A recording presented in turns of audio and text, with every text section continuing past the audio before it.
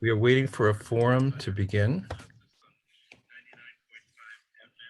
We are waiting for a forum to begin about the 26th Senate District. Now the 29th. The 29th Senate District. The just for those of our listeners who are don't follow the intricacies of New York politics that closely, this is a year where assembly members, state senators, governors, attorney generals all get to run. There are an enormous number of openings this year for the state senate, for the assembly. In Manhattan, where usually there are one or two races in a season, there are races all over Manhattan. There are races all over Brooklyn and Queens for open seats all over New York State. There's a lot of, both because people moved up, people moved over, people want to move up. And one of the things that happened over the last couple of months is that the state legislature redrew districts. They redrew congressional districts, Senate districts, assembly districts all over the state of New York. And in some places, they moved the boundaries quite considerably. And one of those places that they moved the lines a lot is in the 29th Senate District, which is a district that used to span the Lower East Side of Manhattan and the part of Brooklyn that was just on the other side of the Brooklyn Bridge. They moved the district so that it now covers basically Stuyvesant Town to the north on the eastern Manhattan. It goes down the coast of Manhattan. It covers the financial district, and it covers Battery Park City. That is basically very different territory from what the district covered before. There are three candidates running. The incumbent in that seat is a fellow named Brian Kavanaugh, who started out probably only about 6 years ago as an assembly member in a district that is in the northeastern part of the Senate district that covered Stuyvesant Town and the East Village. He became the state senator about 5 or 6 years ago. He is being opposed in this race by Yuh-Line Niou, who is an assembly member in a seat that starts sort of south of Houston Street and runs down into Chinatown and into some of the financial district. And then there's a third candidate in the race, Vittoria Farinelli, who lives in Battery Park City, which used to be part of yet another assembly district, another state senate district, and is now part of this new 29th state senate district. Vittoria is a Democratic district leader and active in a group called the Downtown Independent Democrats, which is one of the more active and historic clubs, Democratic political clubs that exists in Manhattan, maybe in the city. So it's quite a race. You have three candidates who, as I've told people, I consider them all to be friends. I think most people in the progressive community consider them all three of these folks to be friends and progressives, and they're in a very interesting race for those of us who follow progressive politics in New York. And I believe that, so this is a forum that has been organized by the Manhattan Progressive Action Network, which is a chapter of the New York Progressive Action Network, which is an organization, statewide organization that grew out of the Bernie Sanders campaign in 2016. They have not endorsed a candidate in this Senate district, We wanted to hear from, so I'm speaking both as a host in WBAI, which will not endorse anybody, and cannot endorse anybody, and but also as an active member of the Progressive Action Network, which I helped start, God, almost 6 years ago. So it looks like we have our first candidate who's going to be here. The format that we're going to do is the candidates are going to give an opening statement and then answer questions that I get to pose to them. This forum is being held on Zoom, so there are people who are listening who can suggest questions, and I will respond to those questions as they come up in the chat. So good evening, Vittoria. Good to see you. Hi, Arthur. Thank you so much for having me. And people should know Vittoria and I work in the same building about 6 floors apart from each other. But somehow we never bump into each other in the elevator. So Vittoria, you want to give your opening spiel about why you're running, and then I'll ask you questions. Sounds good. So I have a little bit of a background and whatnot. So, but thank you so much, of course, for having me today. I'm Vittoria Farinelli. I'm running in State Senate District 29. And as you know, I am a district leader in Lower Manhattan. And for those who are listening and might not know what a district leader is, that means I represent Democratic voters in my district to the party. I've lived downtown for nearly 25 years. My husband and I run a public service oriented law firm across the street from City Hall, right upstairs from you, Arthur, and that we built from the ground up. We're raising 4 children downtown in a rental apartment. I am someone who shows up, listens, and gets things done.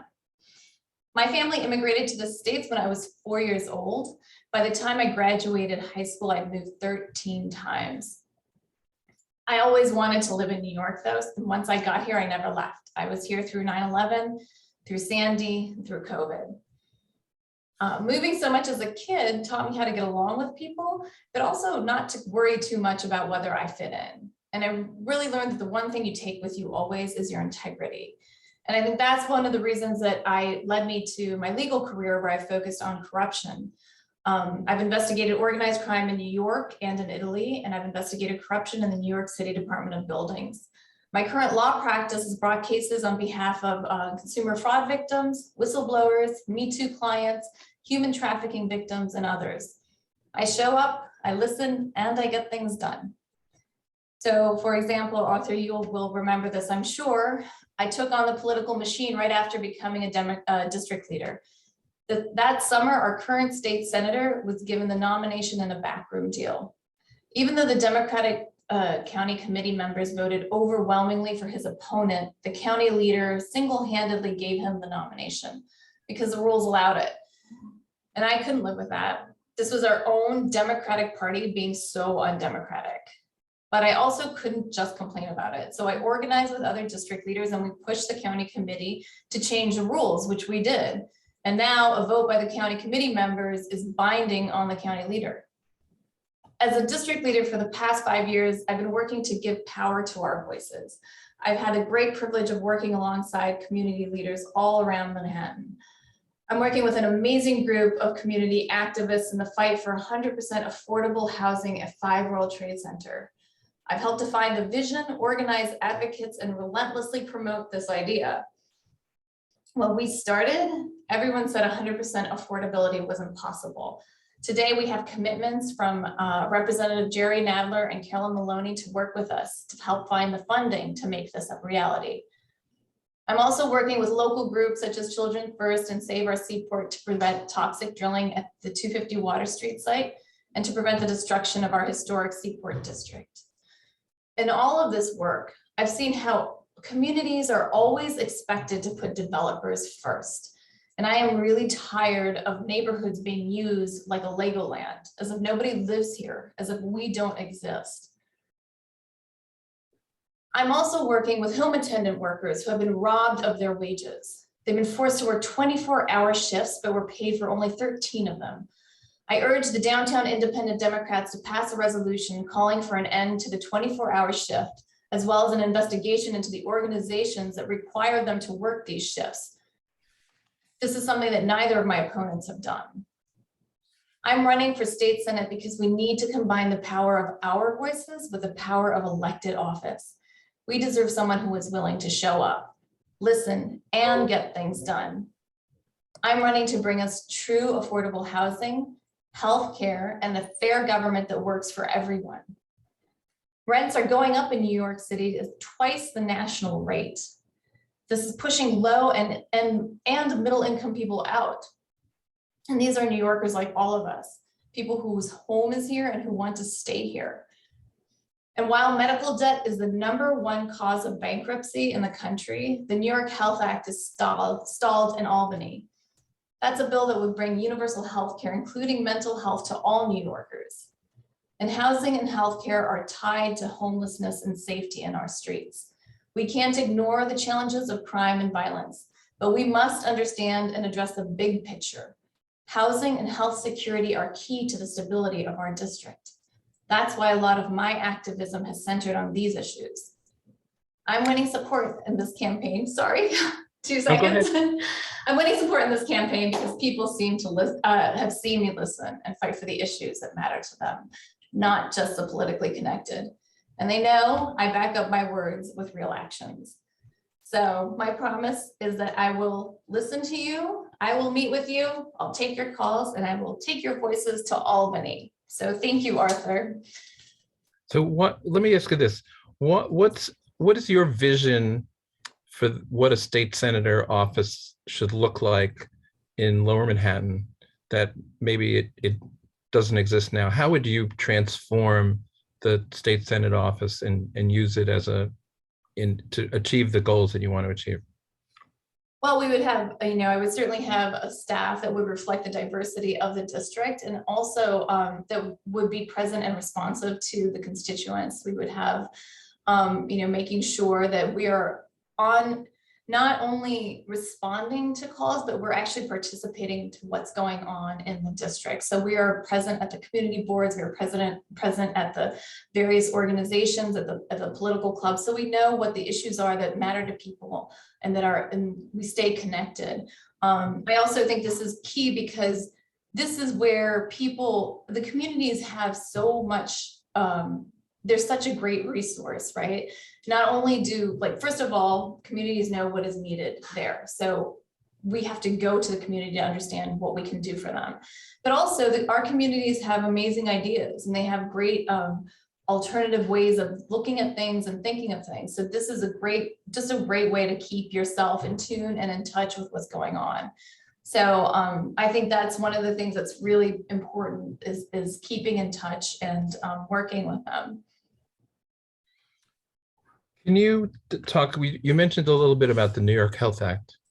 New York Health Act is sort of one of the central issues that the New York Progressive Action Network wants to see enacted. It's a bill that actually passed Assemblymember Gottfried's bill passed the Assembly like 15 or 16 years in a row. And then there were finally a Democratic majority in the state Senate and it didn't go anywhere. Why do you think it's important? And how would you use your position to push it over the goal line? So certainly, why is it important? Because any civilized society provides healthcare for their people. That's simply, I think, a very simple, basic human right that we should have. And we have, the current system we have is so incredibly broken. And I'll share this, my own personal story. I had blood drawn this summer. I had to have an analysis of my blood drawn. And when I went in, I asked them, well, what if my insurance doesn't cover this? And they said, okay, well, it would be $600, which is huge. But I thought, all right, this is something I can handle. I ended up doing this. I got charged $600, thought it was done. In August, I got a bill for $5,000. $5,000. This is with insurance that we pay monthly. It's insane and unacceptable. And Arthur, if you're with your own firm, we have to, for small businesses, healthcare is a big part of what they spend, right? So we spend each employee, we spend what the firm will spend on them is about 25% of it goes to healthcare, which we're grateful that we can do for them. But that means that every 4 employees is 1 employee less that we can afford. But of course, we know, like I said in my opening, that it's the #1 cause of personal bankruptcy in the United States is healthcare, and that's simply unacceptable. And as to your question, how would I promote it? Well, certainly, I would be active in promoting it, as from the bully pulpit, as they say, but also it's working with other senators and getting them on board and making sure that we get this passed and we get the push behind it that we need. I mean, it is embarrassing that it's not passed because it is a truly popular. I've not met a single voter or person on the street who does not agree with it. So it really takes someone else and more people just raising the voice and pushing and getting behind it. And that's what I plan on doing. So one of the issues, you talked about housing, you talked a little bit about your proposal having to do with 5 World Trade Center. Do you want to talk about 5 World Trade Center and what that's all about? Because I know it's a big part of your campaign. Sure, it's an important part of the district too. So 5 World Trade Center is the last site to be designated at the World Trade Center site. It was the site of the old Deutsche Bank building. And this past spring, the LMDC, the Lower Manhattan Development Corporation, announced that they accepted an RFP from Brookfield and Silverstein to build an 80-story luxury apartment building. And at the time, community activists were outraged and thought, no, we need affordability. In Lower Manhattan alone, we've lost Independence Plaza, Gateway Plaza, and Southbridge Towers, all affordable housing that is no longer affordable. So that's at least 5,000 apartments there, and we won't get into the 421A apartments as well, which is a whole other situation. So we desperately need affordability. And this is public land. The work is being subsidized with public money. So it should be affordable housing. And getting together, like I said, when we first started, people thought we were crazy. An 80-story affordable building is insane. And so we reached out. We said, are we crazy? And we reached out to affordable housing experts, and we reached out to architects and to engineers, and we looked around other examples, and we found, no, we're not crazy. This is doable. It all comes down to political will. It all comes down to saying, we're going to do this. And we can do this. And as I said, we now have commitment from Representative Jerry Nadler and Carolyn Maloney to help us draft any kind of legislation, if we could get maybe an appropriations bill to help us get the funding necessary to build this. But that's not the only thing for affordable housing that matters tremendously. Also, the symbolism of it. The coalition is asking for a preference for 9/11 survivors and first responders. That is important as well to mention. But another thing I am looking into creating, I would like to tax empty luxury apartments. These apartments are artificially inflating our rent across the market, across the whole city. And if we tax them, it can do one of 2 things. It could hopefully incentivize, the ideal is to incentivize a drop to drop the asking price. But if not, then we use that money to subsidize affordability. And that's another thing. Of course, we have many offices. We don't know what it's going to look like, how many offices are going to remain. We should consider converting them into housing for sure. So there are lots of other ways to address housing, and we can be both creative and aggressive, make sure that we do that. Now, the district that you want to represent includes Chinatown. Mm-hmm. How would you, and clearly Chinatown has a very large number of undocumented people living in it.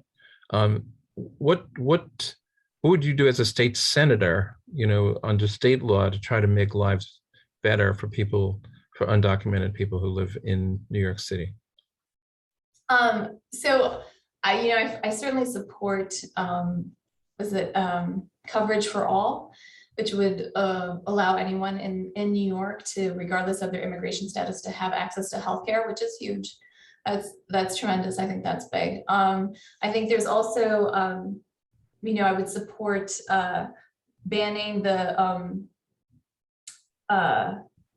banning the state police and any state actor from enforcing federal immigration deportation laws.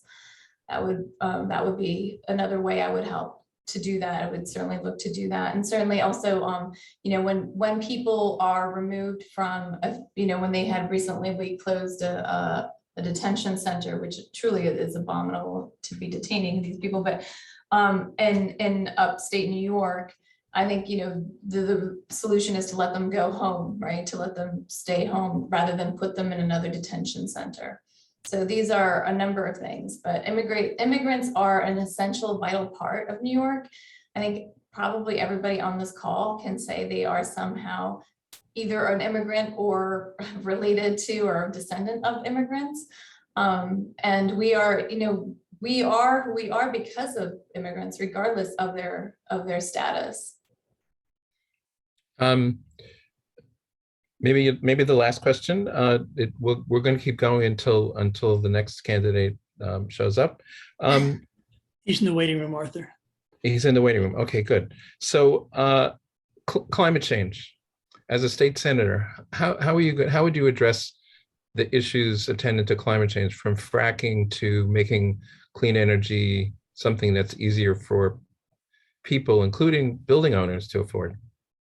So I would ban fracking altogether. I think, you know, I'm of the mindset that we need to completely move away. We don't have time to wait to gradually wean off. We just have to start moving away from fossil fuel immediately. And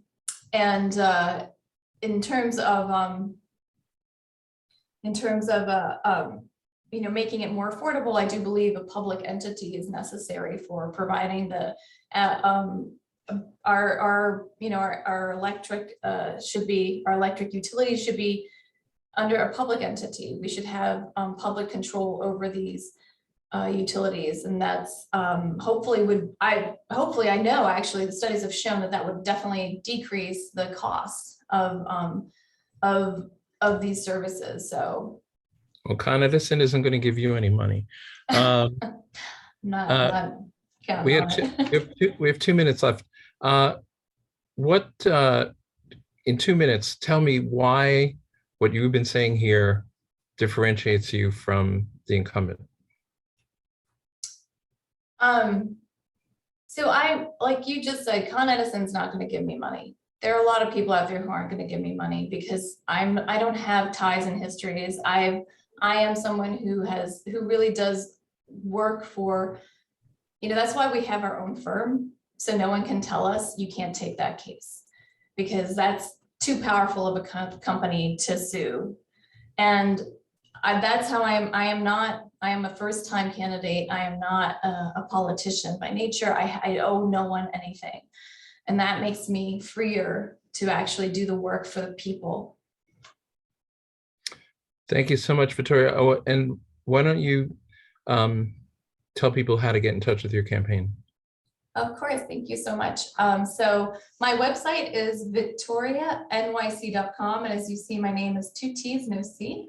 You can certainly sign up there. I will put my email in the chat as well. And my campaign manager is Dawn. She's on here with us too. She is amazing. And if you are interested, please reach out. We are happy to answer any questions and meet with anyone. All right. For those of you who are listening on the air, it's Vittoria with 2 T's at vittorianyc.com. Thank you so much, Vittoria. Thank you. For being with us. Thanks so much. And again, this is a forum being brought to everyone by the Manhattan Progressive Action Network. We're on WBAI 99.5 FM. The show is advocating for justice. And while we wait for our next guest, who is participating in this forum, just remind people that this show, as I said, is on WBAI 99.5 FM, and we only exist because people make contributions to WBAI. It's a listener-supported radio station that takes about $1 million a year to stay on the air, 7 days a week, 24 hours a day, bringing people, points of view and perspectives that you don't find anywhere else. on the radio. And just as I say that, I think I see Brian Kavanaugh. Having said good afternoon, Brian. How are you? Okay. So Brian, I tried to explain to people this, as I told you yesterday when we spoke, we're on the air and we're in a Zoom forum. What's happened to your district? So just tell us a little bit about your political background. Who are you? Great, thanks. Thank you. First of all, just thank you for hosting tonight. Thank you for NYPAN and everybody involved in putting this together. I am the current senator for the 26th Senate District, which is now being redistricted to be the 29th Senate District. I've spent most of my adult life in public service. I had early jobs in the mayor's office and working with the homeless shelter system. I was chief of staff for Gail Brewer the first time she was a council member.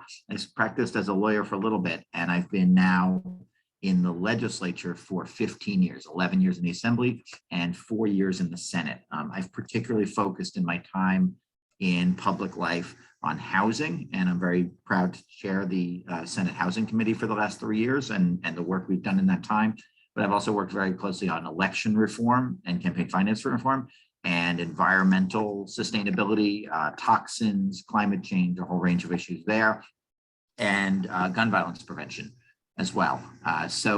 I'm running for re-election in a district that, as I noted, has been substantially redrawn. Until this moment, the district was a third in Brooklyn and 2/3 in Manhattan.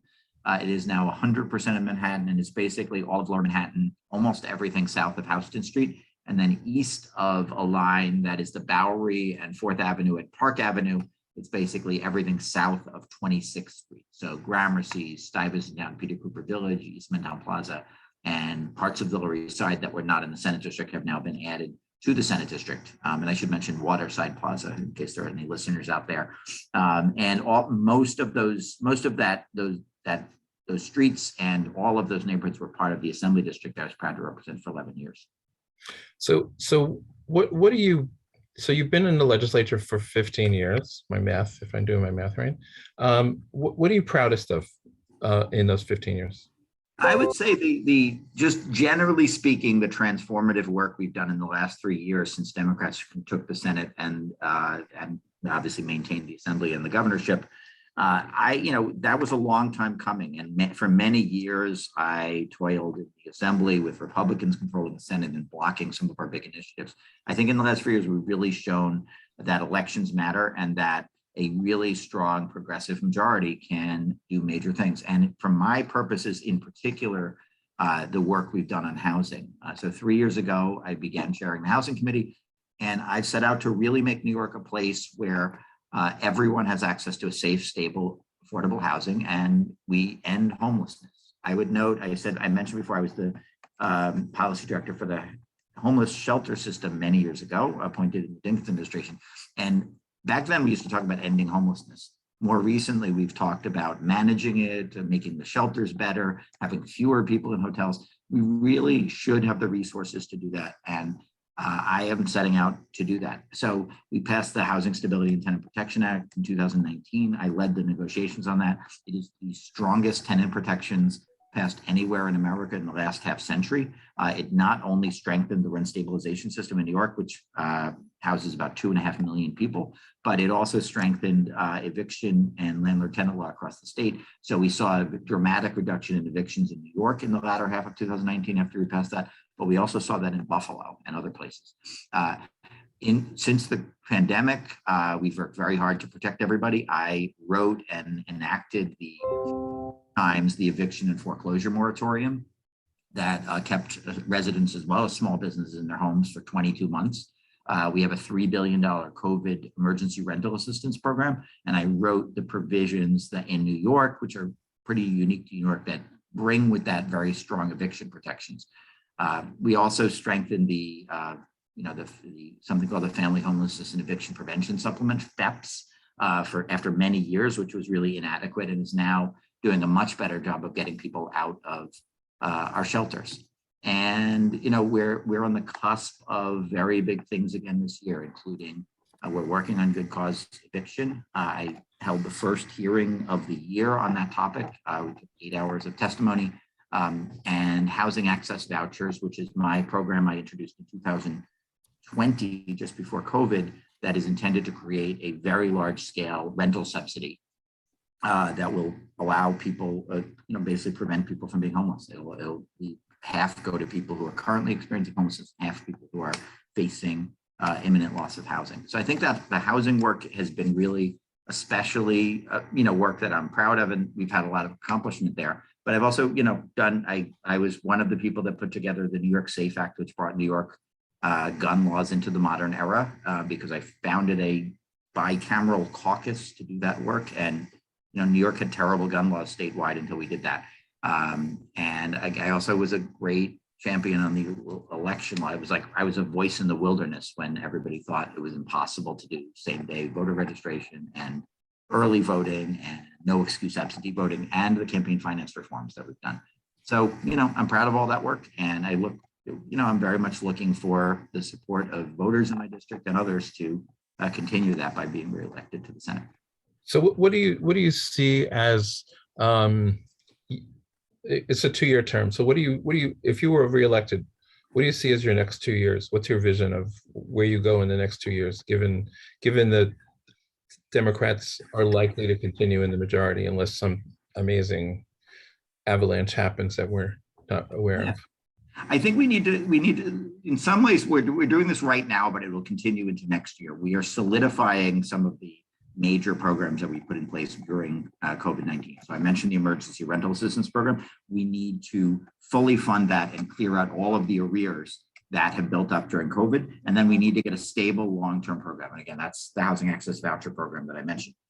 Similarly with the excluded worker fund, that was an emergency thing we did last year. But I think it, like so many things in COVID, it raised our awareness of how crazy it is that there are people who participate in our economy, but when they are unemployed, they're ineligible for any of the benefits because of federal law. So we created a $2.1 billion program last year, cover that need. We need to make that permanent. Senator Ramos has a great bill on that, and it's going to take substantial funds, but it's not as, it's a doable thing, and it is those workers who contribute really should be entitled to that. We need to work toward universal health care. I'm a supporter of the New York Health Act and have been for many, many years. And I've also, in the shorter term, there's a bill that my colleague, Senator Rivera, is sponsoring that would immediately cover people who are ineligible for federal healthcare benefits because of their immigration status. Let's talk about the New York Health Act. That's an issue that's near and dear to the New York Progressive Action Network's heart, I guess, because we grew out of Medicare for All. So we've taken that on as an issue. Where do you stand on the New York Health Act, and what will you do in the next couple of years to get it over the finish line? I have been a sponsor of, it's evolved over years, but at least a decade ago, I stood with Dick Gottfried in the well of the Legislative Office Building with a ragtag group of assembly members calling for universal health care when, frankly, we knew that we were not going to likely have partners among Republicans in the Senate on that. And I've been a sponsor of the bill, various iterations of it for many years. I think it is absolutely critical. I would say it is the big thing that we have done transformative change in most of these areas. We still have a lot of work to do, on universal child care, which I also support, which my colleague, Senator Jabari Brisport has done terrific work on. But I think it is my bailiwick and my job within our Senate to focus on housing, and I'm laser focused on that. But it is obvious to everybody that America is a place that almost uniquely in the world among societies that have the resources we have is unable or unwilling, a combination of those, to provide basic healthcare services for everybody. We need to do that. The New York Health Act is the vehicle to do that in New York. New York is we've wished for many years the federal government would do that, but I think, it's been a long time since that was a serious likelihood. And New York is a big enough economy and with a big enough budget to provide a genuinely universal system. So I strongly support that. It'll be a monumental change in the way a lot of things. It's a big part of our economy. and it's going to take a complicated negotiation. But I've advocated for it for a long time, and I'll continue to do so. We've heard in the press that New York is going to wind up with about a $10 billion surplus. I think that's the number from the last fiscal year because of increased tax revenue, and that there could be a $50 billion surplus in the next fiscal year. What do you see as the priorities in what to do with that money? I've mentioned a few of them. Something I haven't mentioned is important is the desperate need to add additional funding to public housing in New York. The New York City Housing Authority houses 500,000 people, and we have disinvested in that over the course of 20 years. It is, I would say, primarily a result of changes in federal policy, but the city and the state have participated in that disinvestment for too long. From my first days in the assembly, I've been advocating for real money to be added to that, and we need to step up and do it. There was even recently talk about the Build Back Better Act, which would have included $37 billion for public housing in New York City alone. But clearly that's not happening anytime soon. We need to step up now with that budget with recurring subsidies, and I would say not just capital subsidies, but operating subsidies to keep things moving. Universal childcare is, I think, a big opportunity. And again, I think there's a big push to do something very substantial on that, which I'm hoping that, in the coming days, that our budgets, our one house budget resolutions, each the Senate and Assembly will put those out. And I'm hoping that, there's a big investment in that.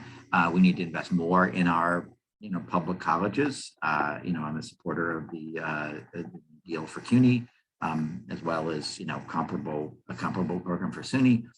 So, we need to invest a lot more in public goods. And it's, the surplus numbers you talked about, it sort of depends on, if you do multi-year numbers, but we do clearly have a structural surplus right now in that we have more revenue coming in than we're currently committed to spend, in addition to that federal money that, we have some federal emergency relief money that we still haven't spent as well. So I think, I've mentioned a few other things as well that are very expensive, but I think we really do get to recalibrate and fund critical needs that have been long underfunded. I'm going to throw one of my pet questions at you. Since the state, most people don't understand that the state actually, although maybe with Cuomo we all came to understand that the state actually runs the MTA. That our buses and subways are not the mayor's responsibility. They're the governor's and the state government's responsibility. What do you think of the idea of giving enough funds to the MTA so that buses would be free? I think it would be a good idea. I think that to the extent you've had free, the opposition to free fares, there's usually greater resistance in the subway because they want to have it, because it's an enclosed space and they want to have, people have to pay something to get in. If I were investing a lot more money in the system, I would certainly consider free buses. You may also do deeper subsidies for, we have the fair fares thing that New York City did a couple of years ago, but it's, I gather, a pretty modest uptake so far. We have lots of limitations on, students, and I think I would probably prefer. It's an interesting idea because, and if it would increase bus ridership and get more cars off the streets and all that, I think that would be great. I think I might want to consider targeting it more on equity and maybe lowering the cost of like express buses are very expensive now and encourage people to get in their cars. So I think I'd want to think about how to allocate additional money, but I've been a big proponent of fully funding mass transit for many years. And that's certainly an interesting idea. I don't want to say, yes, that's what I do with money today. And as we're probably our last question, climate change. What's your record on issues of climate change? Where do you stand on the question of fracking, public subsidy for cleaner energy, and the like? Yeah, so I have to do this. It's a big topic. I'll do it quickly. I was one of the the first event I went to when I became an assembly member in 2007 was a hearing on banning fracking. And I was an early and vociferous champion of that. I was honestly, frankly, surprised that we got Andrew Cuomo to do that by declining to approve the things that would have been necessary to do that on a large scale.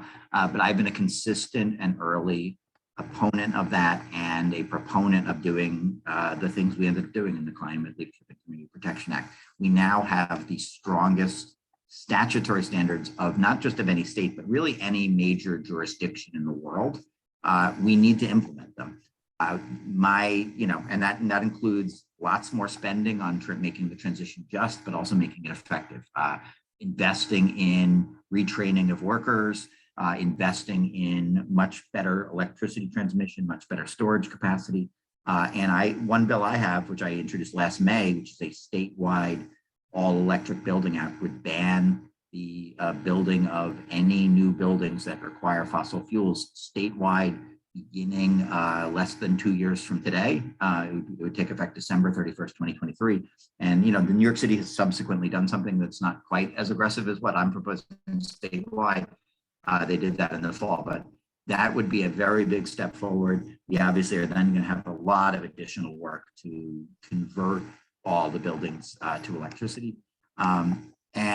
I support Senator Ramos has a bill that bans new construction of facilities of generation that requires fossil fuel. I support that. I've also taken positions against the Williams pipeline and other particular fossil fuel projects that I think are unnecessary. But generally speaking, we need a very aggressive approach to getting off fossil fuel as quickly as possible and unfortunately, we now have to also invest in mitigation and protecting, especially coastline communities, which this district has a lot of.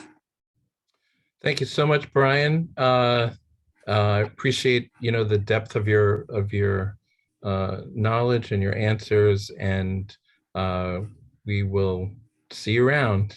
I always appreciate the depth of your knowledge and your questions tonight. And again, thank you to everybody who's listening and everybody at NYPAN and the other sponsors of tonight's debate. And good luck to my opponents. So again, this is Advocating for Justice on WBAI. We're bringing to you a forum, a candidate forum for the 29th Senate District, which involves Lower Manhattan and then the Lower East Side up to Stuyvesant Town. There are 3 candidates, and we are about to hear from our third candidate. This is WBAI 99.5 FM, which is on the air only because listeners make contributions. Go to WBAI.org, become a WBAI buddy, put Advocating for Justice in, and I'll get some credit for having raised some money. As I keep saying, it takes about $1 million a year to keep this radio station on the air, bringing events like this to you and bringing points of view that you're not going to hear in very many other places. Where else are you going to hear a broadcast debate for the 29th Senate District, right, Yuh-Line? So our next guest, so see, I'm doing a radio show, so you're a guest. Our next forum participant is Yuh-Line Niou. Yuh-Line is currently an assembly member from, I think it's the 65th district, which is a district that used to encompass the Lower East Side and Chinatown and parts of the financial district. They've moved it around. They've given us all kinds of new lines all over Manhattan. But Yuh-Line has chosen not to run for re-election, but to run for the state Senate. So Yuh-Line, can you tell everybody on this forum and everybody listening on the air, why did you decide to leave the assembly, where to many people you were a star, and run for the state Senate? So there are a lot of reasons why we should obviously try to make sure that we have a representation in different seats, right? And I think that we're in for a very large change in both the Senate and the Assembly in this next election cycle. And we're seeing that there are many senators who are not running again. There are many senators who have decided that they're going to be letting this be the last year that they're going to be there. We have seen that there's going to be a new Senate seat out in Queens and Brooklyn. We also know that there's going to be a large shift in both the Assembly and the Senate due to just the redistricting alone. And so currently this Senate district looks a lot more like my Assembly district, as you had just mentioned. So this the current Senate district, is changing a lot with the redistricting. And so the Senate district, as it is redistricted, looks a lot more like my current assembly district than my now redistricted 65th. And so I think that it's really important that we have good representation down here. And I think that, we have seen that, the voices in my community, really need for us to have a voice. And so my district has said that, they want us to speak up on particular issues. And, I have spoken up on them. I voted no on the redistricting. I made sure that, I voted to oppose the emergency powers that were given to Cuomo. I made sure to fight for public housing. I made sure to make sure that we have, the things that we desperately need for our district. And, every single day of this pandemic, I was out here and, I was very much alone in the service of my community. And I feel like, my district deserves somebody who's willing to put their body on the line for them. What would you see as, you've been in the assembly, I think, for 4 years? 6. Um, hmm? 6. 6 years. Yes. How time flies. Could you talk about what you see as your major accomplishments during those 6 years? Absolutely. So folks right now, I was just at the Capitol just earlier because I had rushed back from Albany to do this. But one of the biggest things that we are fighting for is dollars for our public housing. And, one of the biggest things that I can say is that I was able in my 6 years to be one of the first legislators, and also, my speaker is the first speaker to actually put in state dollars for public housing. And so that was always coming from the assembly side. And we were able to put in $850 million for public housing. And that's something that I think is a huge achievement. I was able to, double and then double again the amount of dollars that our NORCs, which is our naturally occurring retirement communities, were able to receive. We were able to get the Settlement House Initiative funded.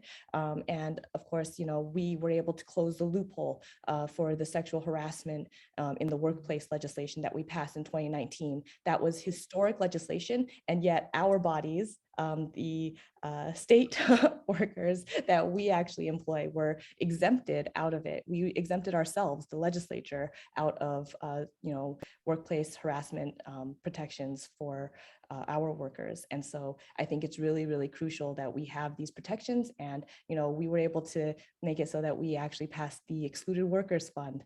We were able to have gender, and we were able to talk about the amazing work that we've done on criminal justice reform, and also on making sure that we were able to get the election reform, unfortunately not as I wanted it, but we do have some form of campaign finance reform now. But I fought very hard to make sure that we were able to keep fusion voting. I fought really hard to make sure that we also were able to raise taxes. And some of the biggest things that we did is the Invest in Our New York push to make sure that we actually were able to get the dollars that we are able to get. So as you know, Tom Napoli just released his report right before the governor was making her budget, that we actually were able to have a $10 billion surplus due to the revenue raisers that we were able to pass. And those were just small changes. And I was a sponsor and a co-sponsor of all of the 6 bills. I was a sponsor of a few of the bills that were inside of our package. And, I think that these are critical protections for our small and minority owned businesses. And I have continued to lead efforts to make sure that we have, the cycle of poverty ended, for example, when we're talking about, funding our CDFI fund and making sure that we have a public bank. So these are pushes that we're making. And I think that this, these were discussions that were not in the mainstream of our discussions until I was there. And so I think that, like you said, that definitely changed the landscape of Albany. So talk about the public bank. What is that? Yeah, so a public bank would make it so that we would be able to have, a public banking system in New York City, and make it so that there's a lot more opportunities for equitable financing for our small businesses, for our consumers. And I think that it's, very clear that we have very racist banking practices in our country. There's predatory practices that we allow for the predation on so many of our communities of color. It's very difficult for some folks during this pandemic to get the PPP loan, and we saw that the big banks were giving it to large corporations and not actually helping our small businesses in the first round, for example. And so a public bank would really be able to help us in that moment. We lost you for a second. You lost me? Yeah, we lost you for a second, but that was fine. Can you talk about housing? Sure. How would you programmatically address the housing crisis in New York, the lack of affordability, the incredible number of homeless people, the fact that I think the latest numbers show that rents in New York City went up. They're now higher than they were in 2020. How would you address that? So I think that the best way to prevent homelessness is to keep people housed. And I know that that sounds so simple and basic, but it's really to make sure that people don't get evicted from their homes. It's to make sure that, we are also helping to protect tenants. And so we passed a very, landmark legislation in 2019 on our rent regulations, and we need to continue to also pass good cause eviction. Good cause eviction is a really, really strong bill that will make sure that we are protecting millions of tenants in New York.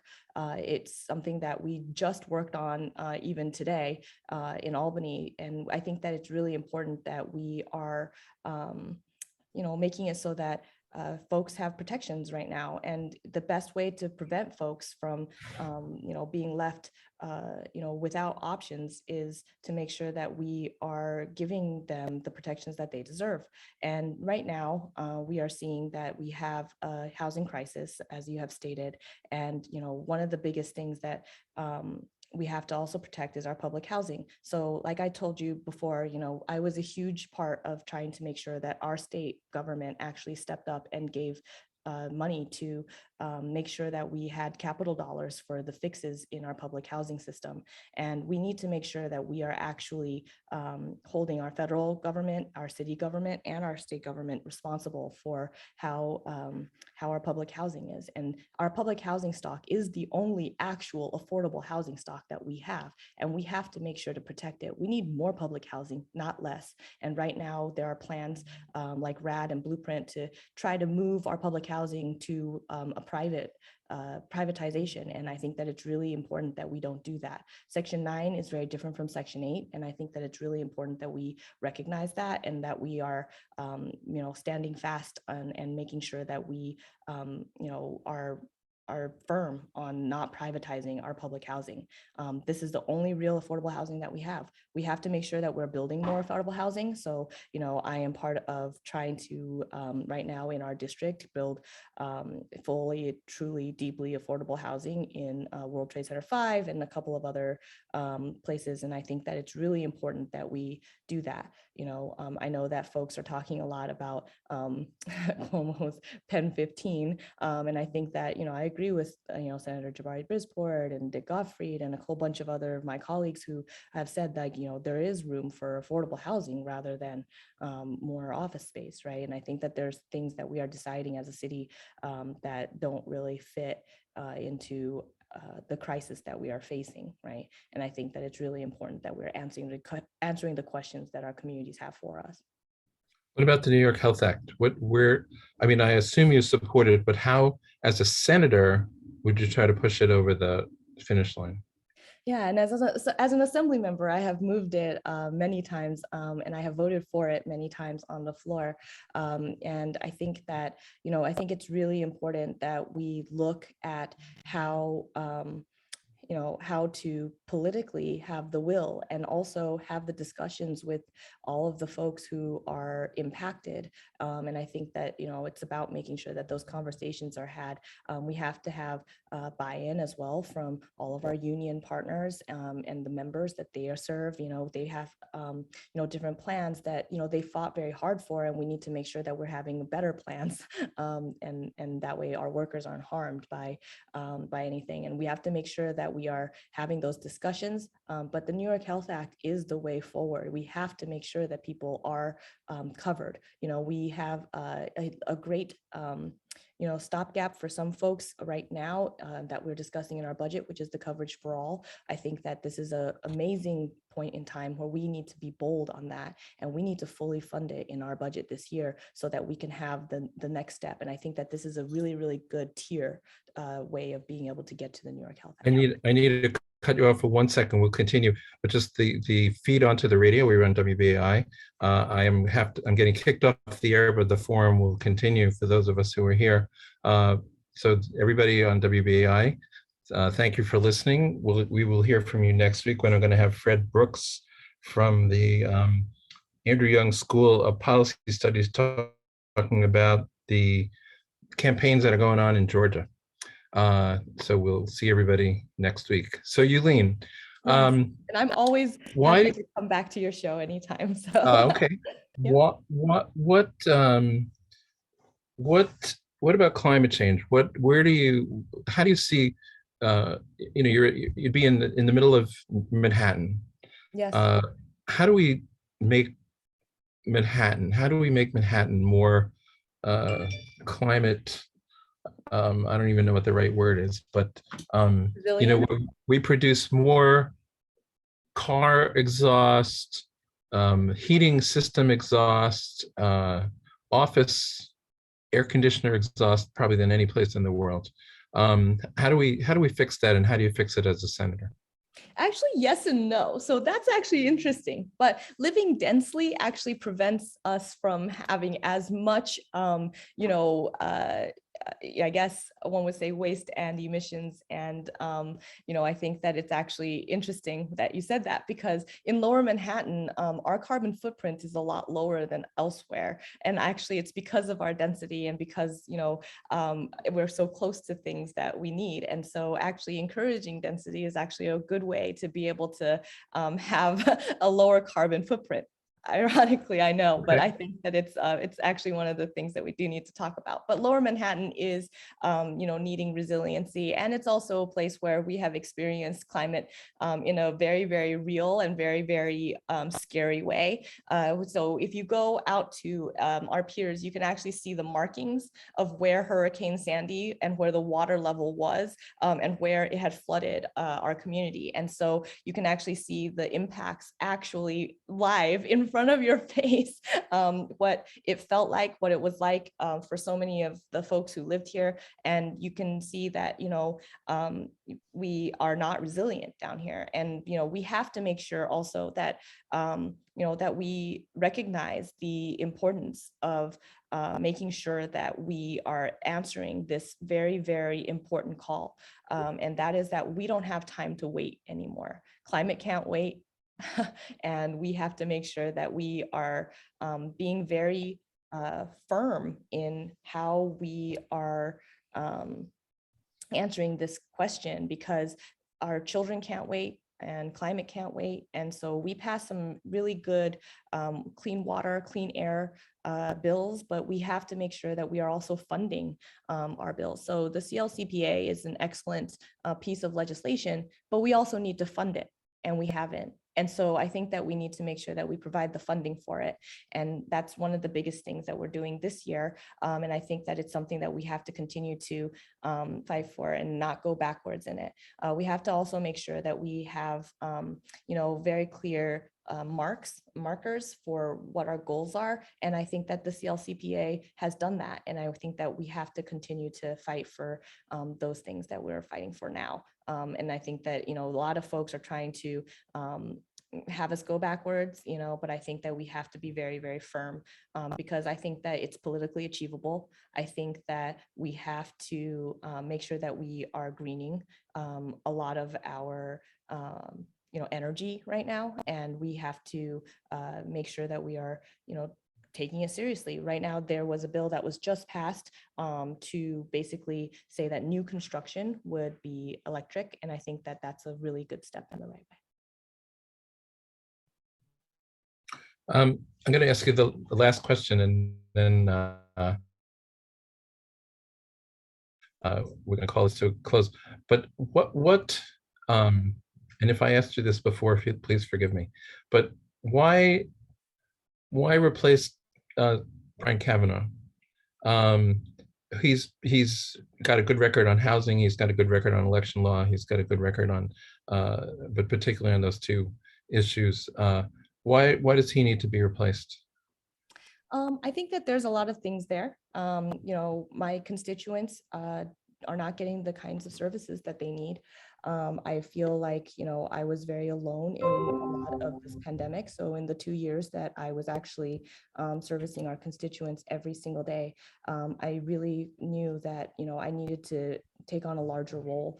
I also feel very strongly about, some of the things that I don't have a vote on. For example, there is all of the choices and the commissioners and the superintendents that the governor, picks and chooses, the Senate gets to vote to confirm, and we do not in the Assembly. And so there's a power that's a huge difference there. And I had a lot of objections to, in particular, the DFS superintendent that was chosen by our governor, Adrienne Harris. And I had a huge objection to her being chosen because of the fact that I am somebody who has always been fighting against predatory lending and trying to make sure that we have protections for our most low-income folks. And I think that it's really important that we know who we are, having in the highest regulatory office. And I think that, it's important to recognize that, she had just been on the board of, Lending Club and a couple of the different fintech companies that she had spoken up for and advocated for, she has to regulate. And so I think that it's really important that we don't have those conflicts of interest in the highest regulatory office in our state. There's also the fact that we voted very differently on several things. I think that, people will look at my voting record and look at the reasons behind my voting record. And I think that it's really important to know that, in the Senate, you have a much smaller body, and therefore you have a reason to have a voice in there that your dissent would be a lot larger if you were dissenting there, for example, to Cuomo's emergency powers, or for example, to the austerity budget that Cuomo had us pass in 2020 when we were about to hit the largest pandemic. And, we cut education, we cut social services, we cut healthcare in a time when we couldn't afford to do that. And I think that the biggest answer to your question is that we cannot afford to wait. I think that, folks don't realize the little things add up, right? And the big things, make it so that we can lose all kinds of things. And I'm talking about the budget. I'm talking about the fights that we have every single day. And I think that, I'm also talking about the constituent services front. And I think that it's really important that we have the representation that we deserve.